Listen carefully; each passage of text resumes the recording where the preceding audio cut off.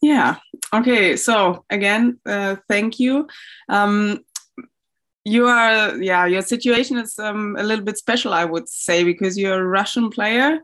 You were born in Kiev at the time of the Soviet Union, and now you were in Kiev when the war started. So maybe you can talk a little bit first about this. Hello.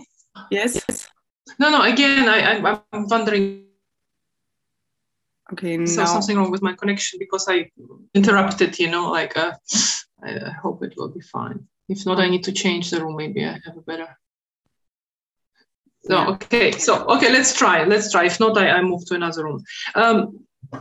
So sorry, what was the question? So I only could hear that I'm a Russian player and I'm born in Ukraine, and then you disappeared. Yeah. So maybe you can talk a little about your connection between Russia and Ukraine and how that is for you.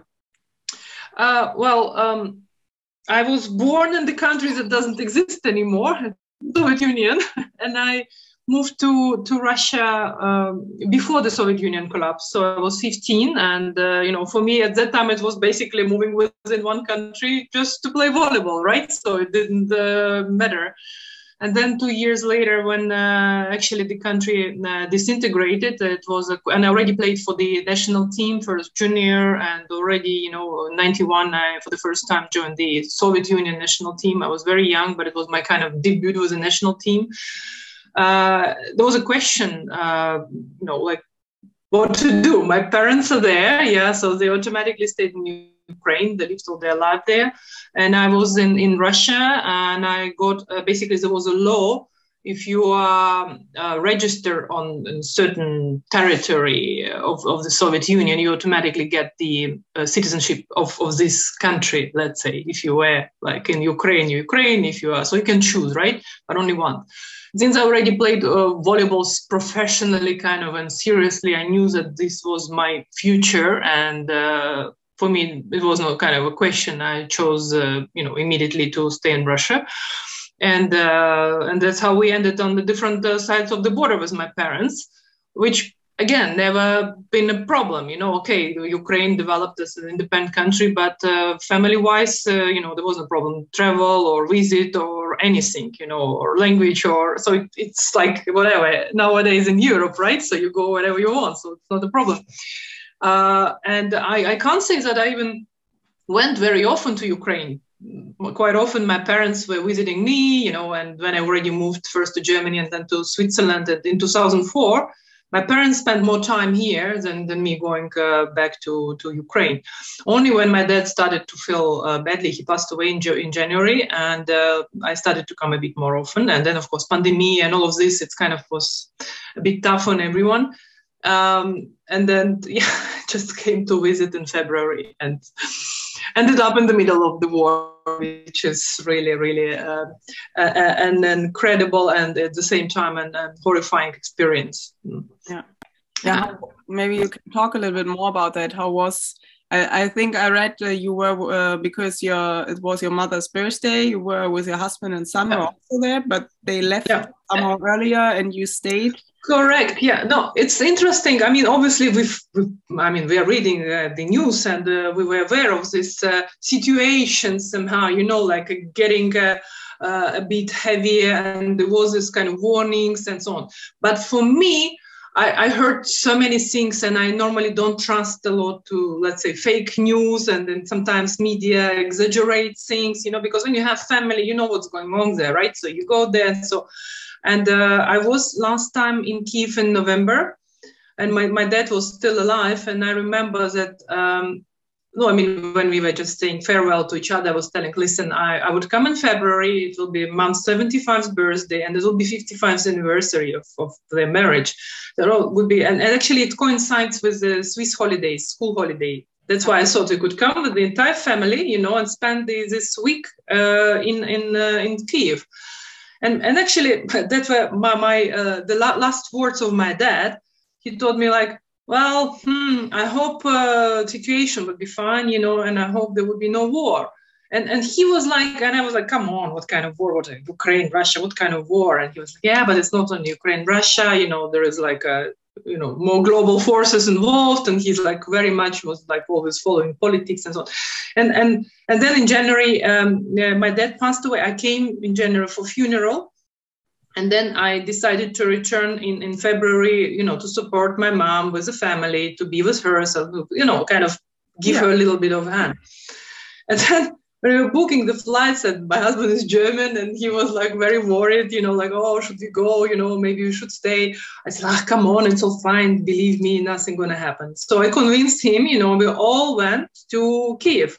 So we arrived on the 18th in the evening, then on the 19th, there were already some, I think Russia recognized those republic or something happened already, like significant, not war yet, but something that could already trigger, And then major airlines announced that on Sunday, there would be, as from Monday, basically, there would be no flights from Kiev. So Lufthansa, Swiss Air, and so we came with Swiss. And then was, okay, what do we do? And my husband, and I told him, listen, okay, you know what? You go back. So basically they arrived on Friday, on Sunday they flew back with my son. And I decided to stay because I didn't feel like leaving my mom alone in this situation. I said, listen, I need to help her. And then again, I could not in my worst dream imagine that the actual invasion would happen. I thought there would be political friction, there would be discussions, something, like Caribbean crisis, but eventually it would be resolved and then I would go home. And I even rebooked my flight because Ukrainian airlines continue to fly. Basically a week later, I thought I would come back.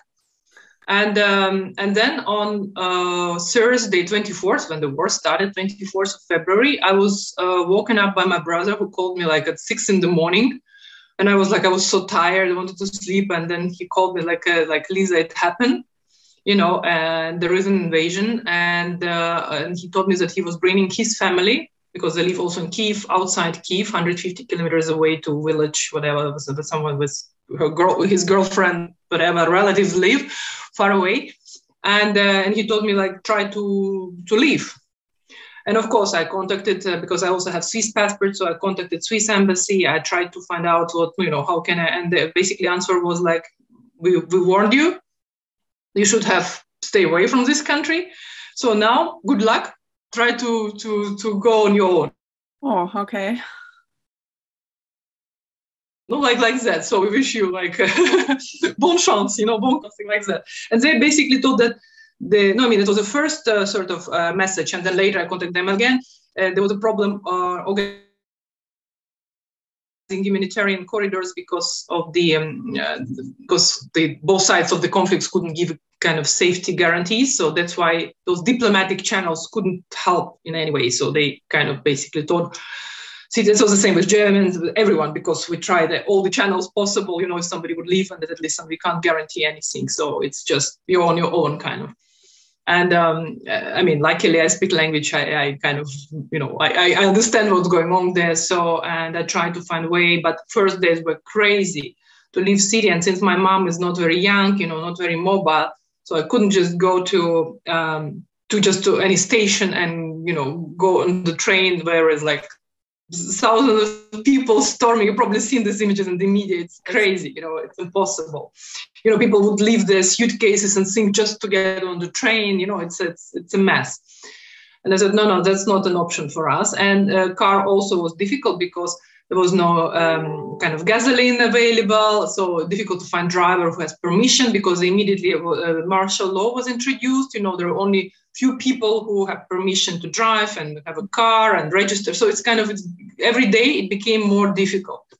And and every day, of course, you hope, it can't last forever. Maybe it's just a few days. Maybe it's just, you always hope that it would end eventually. And then I was monitoring the train situation. You can't buy anything the moment the train is away because they would add additional trains, but they will just publish it, tickets gone. I just couldn't buy anything. And without tickets, it's very risky. So it's you need to be lucky to get on train. And and then one day I was looking and I was wow, I found direction which was least popular because most of the people going direction to Poland. It's kind of west. And I decided to go because for me it didn't matter. I'm not looking asylum. I just need to cross the border. So I just needed to be somehow outside of Ukraine. And so I found this way, to get out of Kiev. And then my husband helped on the Romanian sides in transportation and some transfers, and it was very, very helpful because if you don't know the country, I never been to this crossing point, where to go, what to do, and so it was all very, very adventurous, very, I wouldn't say scary, but it was very tired. It was very tiring, it very exhausting, and of course everything what was seen, people fleeing, and of course it's mainly women and children because men are not allowed to leave the country. It's a very, very sad and heartbreaking experience. It's very emotionally very disturbing, if you want. I didn't expect we were excited after one train, then the car, and it all in one day. My mom exhausted, but then when we arrived at the border and we needed to cross it by foot, we were standing on this line in the little corridor of 2 meters wide, without any toilet, without any facilities. It was very cold outside, very cold, and all these children right there crying, and they disturbed, they don't understand what's going on, and it's all of this like really, really, really terrible, really terrible to think, that they are going, even not knowing where, it's just like they hope there is something better. They hope they would get certain support.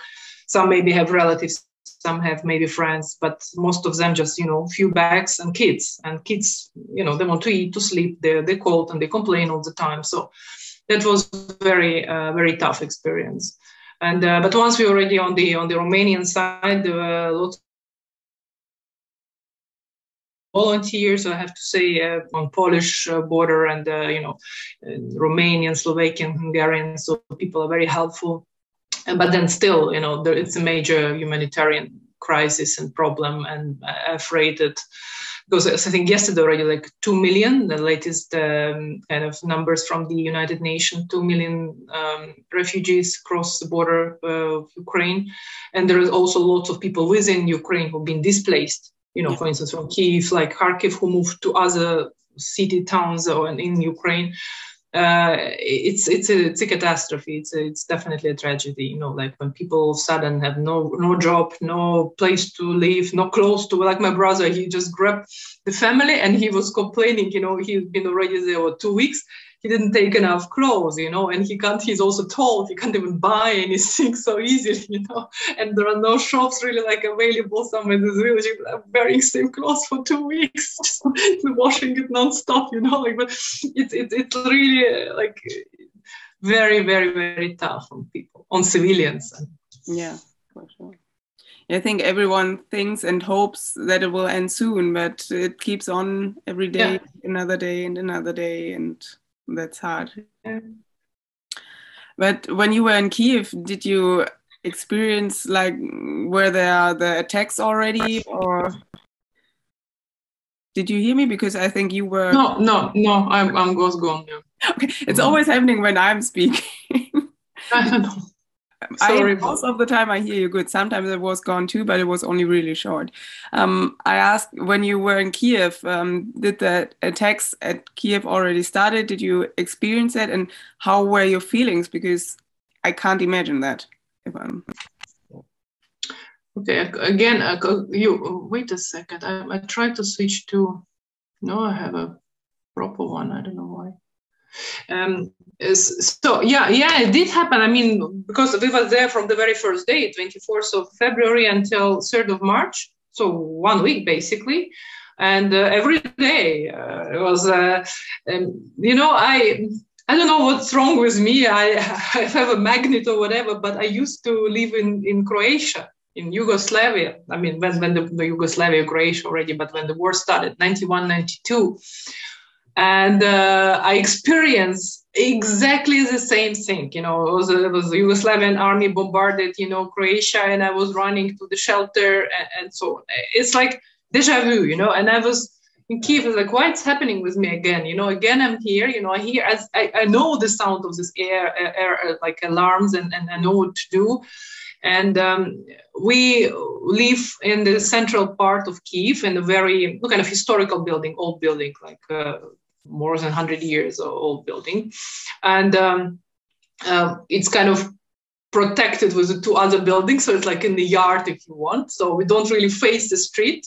And sometimes even because when all the windows are closed, the isolation was so good that you couldn't even hear these air alarms. I couldn't understand why. So normally they should be so loud. And I was like, only on my phone, I say, oh, there was an alarm. It's supposed to go to shelter, but it was so kind of, it was very strange. So I thought it was like a problem of the actual, those air alarms that they didn't work properly, probably on the streets somehow everywhere. So because I couldn't hear them all the time. But then with my mom, we decided, and we had actually the shelter right in our yard. So we've got a code, there is a door with the code. So we got a code and we're supposed to go there.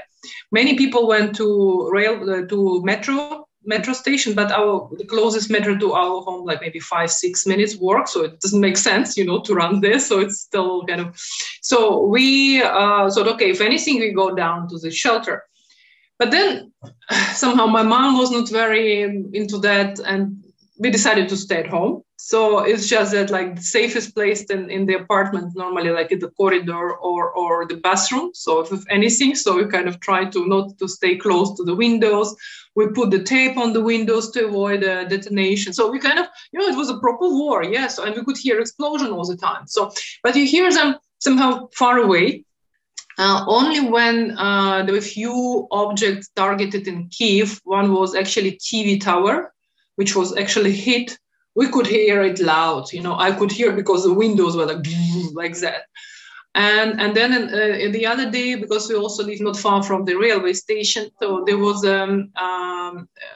actually Ukrainian defense system hit the missile, and they hit it, and it fell right next to the station, which was also like, luckily nobody, there were no victims or anything, but we heard that was really loud, that I saw something. And then we were warned that because Russians were targeting kind of military infrastructure or certain, certain facilities that were of their interest, something like security service of Ukraine or some others. And they actually located not far away from where we live. So it was kind of a bit scary because if they would have, hit those kind of buildings, then, we would really hear, or could be certain damages, even like, windows and so on. So that was, of course, something we heard a lot. And when we were already away, we were in Romania. There was the first night, actually. And there was this big lorry passing by, and it was like this sudden loud kind of a noise. And my mom and I, we were like that, we had already a reflex, from those explosions, because you hear them every day, somehow you like react, and we were already in Romania, we knew that we were safe, but still reacting on that with a sort of body. So no, that's all the experience. And of course there was a curfew, and once there were air raids, you are not allowed to get out. So we just tried to stay most of the time in the apartment, and then we were kind of stay put there. And once I went to buy some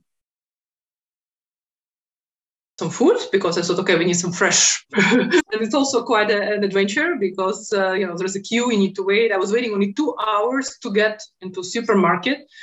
And of course, most of the essential things were already gone. You couldn't find fresh bread, no milk. I bought like a coconut milk. You can buy all this fancy stuff, Nobody needs them during the war, like lactose-free, gluten-free, all of this kind of healthy quinoa, calorie like free food. But all the real stuff is gone, And I was like, okay, so what can I do, and I was buying at least some essentials, so it was good. But luckily, then 2 days later, we left, and so we didn't need really and we even had some leftovers, and we shared with our neighbors who stayed in the apartment. So because food would become, more scarce, so we gave everything away we could, and knowing that they might need it. Mm-hmm. So how was it for your mother? I mean, you didn't really live in Kiev, you just visited, but your mother lived there for I think, mostly her whole life. So Yeah. how is it to leave everything behind and you don't know if you can come back? It's tough. It's tough. I think it's kind of hit her already later when we arrived, I think, Romania or here, like when we were really far away. Because even for myself, when we were like, I was locking the apartment and I was like, I don't know whether I find this apartment, intact or it's going to be ruined, and my family lived there like for 40 years, even more. And we have everything there, like all our, I don't know, pictures, family things, and memories. Yeah, so I think for my mom, she got very emotional when we arrived here. It was crying, and she keeps thinking always like, oh, we didn't take that, oh, we left that. Or also we tried to take all the most important things, of course, all the documents, because you never know, it's a war situation, all the like apartment documents that we own this, like all these basic things you wouldn't think to take with you, when you go some, but like, oh yeah, we need to take really everything, all the birth certificate, all the, like we brought a pile of documents that we had at home that we knew that could be important to have. Yeah, no, she's very, very upset. And I know that also the fact that the one of the little town nearby Kiev was bombarded heavily because of the military infrastructure. And my granddad is actually, the graveyard is there, he buried there. And we've heard that the cemetery was hit heavily and kind of, and I know that my mom it's her father, she was very, very upset about that. So it's kind of, like everything was related to family, her father, apartment. And now, obviously, she has a son because my brother is in Kiev. I have two brothers, but I have one, older one is half brother. It's from my first marriage of my father. But my mom has a son, who is in Kiev right now, and the granddaughter, his daughter. And she, of course, very, as a mother, it's horrible to think that he can't leave the country right now. So he can't. I mean, obviously he's very welcome, but he's 52 and he obliged to stay.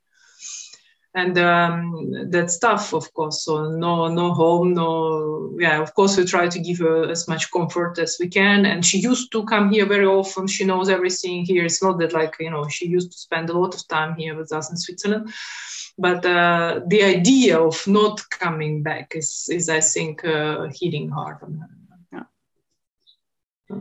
So when you look back on the last days or weeks, it's actually, what is the most memorable thing you have in mind, positive or negative?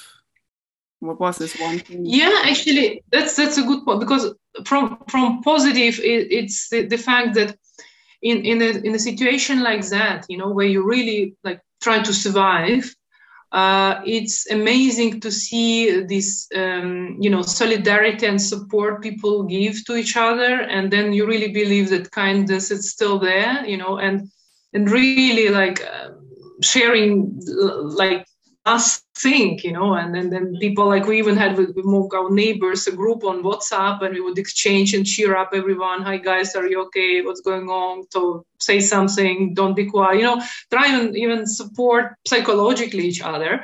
And it was very important. For instance, we realized we didn't have any candles at home. And in case of electricity shortage, we would be like, really, like we had plenty of books and matches, really, but we can't just burn them all the time, and we realized we didn't have anything. And then immediately our neighbor shared with us one of the candle, like just in case, because if we have a shortage of power. And all the things that were amazing to see. And of course, all the amazing volunteers we met on the road, starting from Ukraine. The first thing, because when we arrived from Kiev to Khmelnytsky, it's a small town in the middle of Ukraine and direction west already.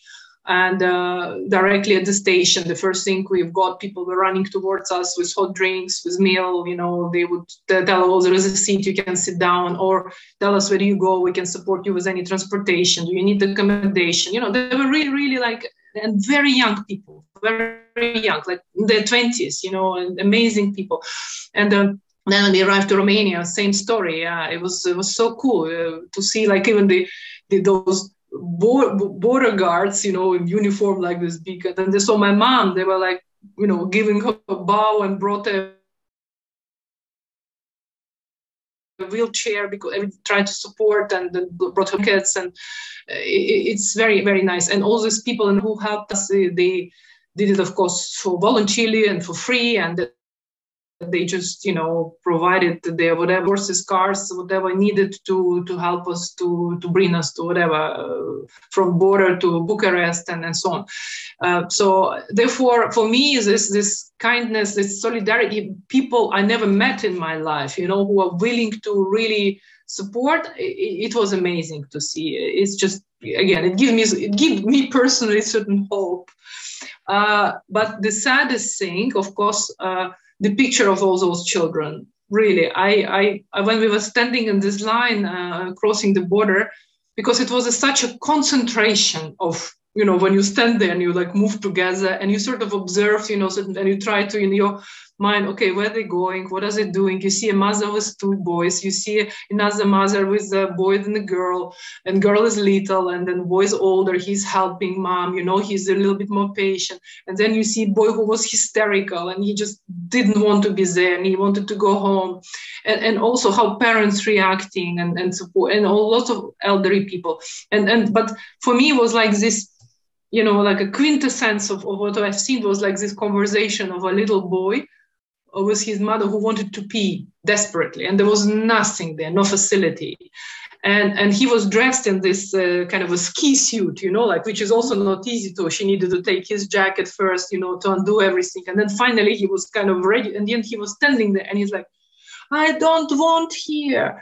And she was like, where do you want? What else? There is nothing. And he was like, I want to go home. And then she was like, probably she was like on the urge of her nerves and everything. She was like really shouting at him, which home? We don't have home anymore. She kind of cut it through like that. And for me it was, and he immediately stopped crying, and probably like it's sort of, he realized what she was telling to him, like, you need to do it now. We have no option. Yeah. But it was so painful to hear, how do you explain he was like 7-8-year-old boy, to explain to him that he has no home and they go somewhere and they don't know where. And for me, this was, I couldn't stop crying really when I saw these children. And of course, I knew that I go home, I have my son, my family, my husband here, I have, a place to live. And I knew where I was going. Yes, I just need to suffer a bit, it's unpleasant and so on. But for those kids and for those women, and it's really, really, heartbreaking. Yeah. Maybe we can come now a little bit to the sport aspect of this war. The sport federations and international committees are putting sanctions to Russia, canceling competitions. Athletes are not allowed to compete anymore. How do you see that? You're a former Russian athlete. I understand why it's done, and I'm not, how to say, I can't. I'm not judging. I'm not against it. I'm not, I think it's what is done. It's right, because of the current circumstances. But at the same time, as an athlete, as a person who worked for so many years in the federation and the system of sport, I know that is a bigger problem. It's not just, they're bad guys, let's punish them. We are talking about, a huge country with a huge population, and the sport plays a very, very important role. Most of the players are professional players. It's their way to provide to their families. They have families and they dedicated all their life to play volleyball, for instance. We're talking about volleyball right now. And if we're talking specifically about Russia, so there was supposed to be a world championship this year in Russia, men's world championship, which was cancelled 3 months before. And this is unheard of. I took part, for 4 years, I was, dedicating my time, my effort, and into this event. And when it's just, cancelled like that, it's of course devastating. And there is an organizing committee on the other side. You cannot imagine how much money spent on infrastructure, on promotion, on marketing thing, on everything. So it's like, I just feel it's a waste. It's a pity. It's like when you kind of not think about the reason why. Yeah, but at the same time. To find the host now would be also not easy, and I hope it will be done in a good manner. Everything will be fine, I'm pretty sure. But at the same time, if we're talking about like concrete athlete, like Russia has one of the strongest super league in right now, men and women's, and there are also lots of foreign players who also left their clubs. Most of them actually left. So in the middle of the contract, they kind of broke their contract, and it's also affects them. I talk, for instance, to Laura Dijkma from Netherlands, who left the St. Petersburg team. So there are many examples, and they also lost. So it's not easy. You're losing a source of income. You're in the middle of the season.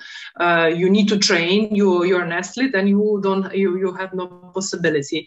So it's a very. I just do hope it's temporary, because at the same time I believe that sport should be not involved in the politics. I know it's very hard. I know it's difficult, but that's the purpose of sport. If sport can unite, that would be amazing. And again, as German, very well. So all the world eventually would be over and ended, and you need to reintegrate back, to society, to global society, and in sports and specifically. Therefore, it will be very hard. It's not going to be an easy kind of a solution or easy way, but eventually it would happen, and this divide needs to be healed and repaired, and maybe through sport, it's the best way to do, particularly between Ukraine and Russia. It's again, I'm thinking about the war in Yugoslavia. It was even worse, I think. There was like for 7 years this war lasted. It was horrible what was going on there. Eventually, they I wouldn't say they're friends, but they participate in the same competition. They shake hands. Some people actually are friends. They support each other, and I think sport should play this role, because who else would do that? So it's culture, sports. So those we need to bring this positive and have a better purpose in society than just politics. So I think it's really important to keep this in mind, and not just plainly kind of. I'm not a big fan of a collective punishment. Because again, Russia is not equal. Putin, Russia is not equal. Government. There are plenty of people who stand, and by the way, they suffer equally badly now, right? With all the sanction, and I have lots of friends, and they supported me through also my journey and tried to, as they could, at least, because not much they could do right now, but. There is understanding, there is a decency, there is a shame, there is whatever you call it, it's not that, so you can't punish, forever those people for decision of one person. So it has to be one day, repaired. Yeah. So what do you wish for the next days, months, years, and how could it work? Well, of course, I wish the stop would stop immediately. Because once there is no military conflict, the people should not suffer and die. That's the most important thing. And I understand under this condition, of course, if I talk about sport, nobody would consider even Russia, bad. Once the war is stopped, then potentially, what could think how the sport could be reintegrated back. But without that, nobody would take any decision, I'm pretty sure. Yeah. So, and this is something, I don't know, nobody can predict. At least I'm not a politician. I cannot judge, I don't have all the facts. And I know it's bigger than just Ukraine and Russia. It's a big global power, whatever, balance, and so on. So it's not something that can be done probably in one day. It's like but we all got affected. It has this kind of a ripple effect, right? So it's Ukraine, and then we already in Europe we see the prices going up, on energy and then gasoline, and then Russia and Ukraine are the largest grain producers and export. So we will see probably the prices are going up for major produce in Europe as well. It will all affect us. Russia is also one big market, and now all these major big brands are leaving this market. I was in contact with one of my friends in Russia who was got a baby in January, and he told me listen, we can't already buy certain supply for babies easily.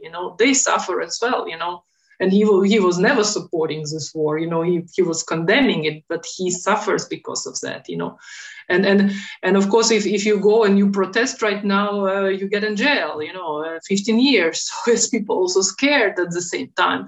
It's very. I feel very, powerless and devastated sometimes, but there is still hope. It can't last forever. I mean, there should be a common sense. There should be some kind of, we couldn't just die all of a sudden altogether and someone push the button or something like that. So eventually it will be over. And again, I have no solution. I just try to do what I can do, I raise my voice when I can and tell the story I lived through, because again, even in Russia, because of the media, there is a different picture portrayed, what was going on in Ukraine, and many people thank me for telling them, real stories. So it was my story.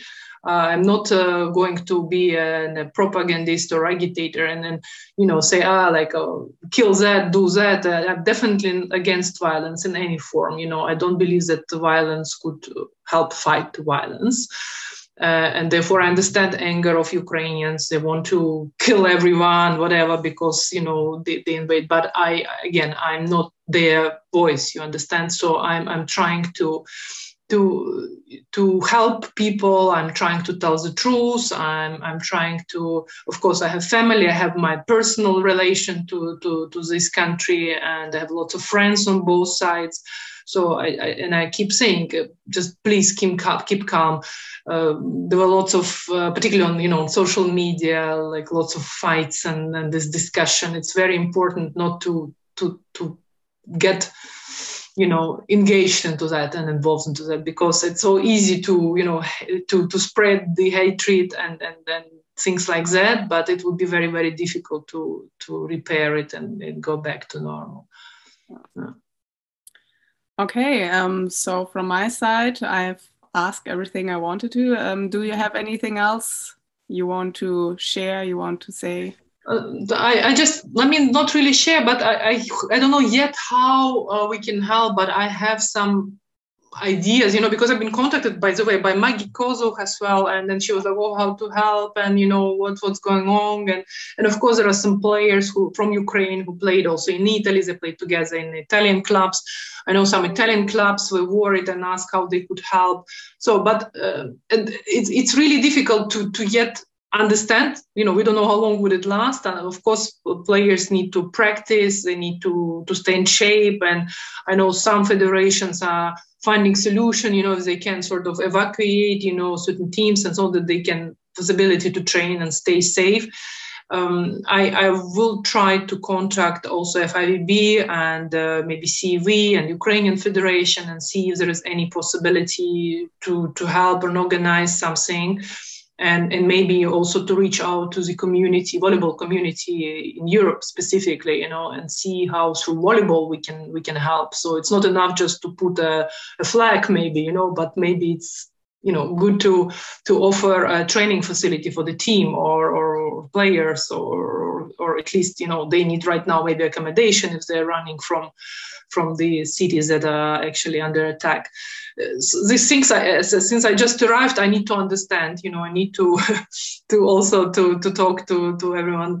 Yesterday I talked to some IOC people, and no, I was talking to a person from the IOC and was trying to understand what are their kind of moves, how they were going to help to Ukraine, and I was told that there's certain kind of agreement with the Olympic Committee and IOC would support also financially through solidarity program, but it will be done locally. So there is no like organized program, whatever, bringing athletes to, but they are doing it through Olympic Committee of Ukraine.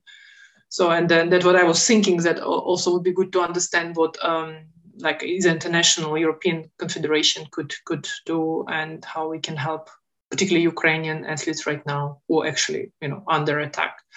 Okay. Then, first of all, thank you very much